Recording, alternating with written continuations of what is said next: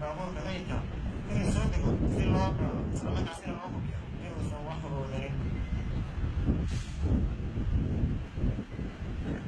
si uu u diyaargaroobayo si loo baari lahaa askari ayaa baaraya askartii kalena difaaca ayay xidheen si ay uga digtoonaadaan in uu u geysto waxyeelo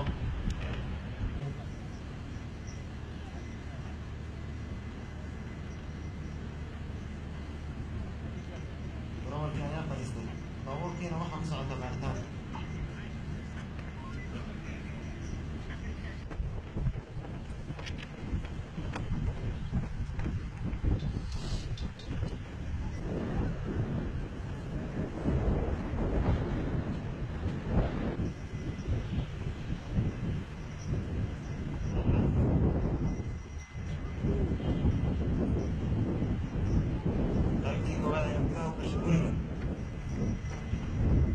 labaadna aagga ayaa xidhay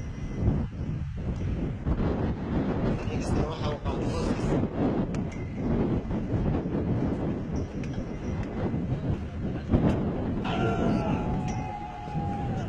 iyagoo qayb u socda qaybta kalena ay xidhaysa difaaca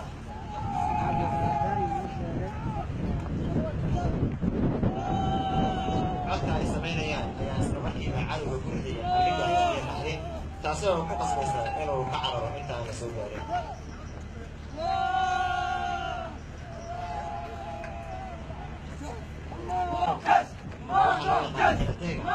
kuwaasi oo soo bandhigi doono wixii ay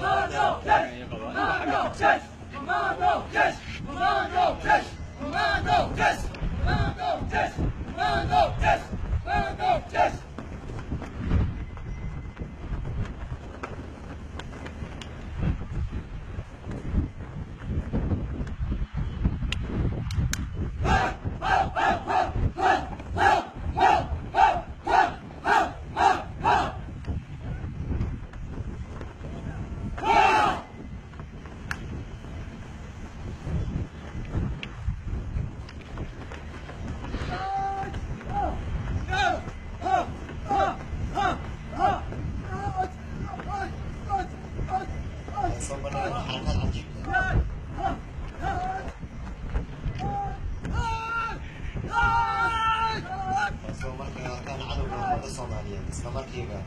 argagax iyo cabsi uu la baqanayo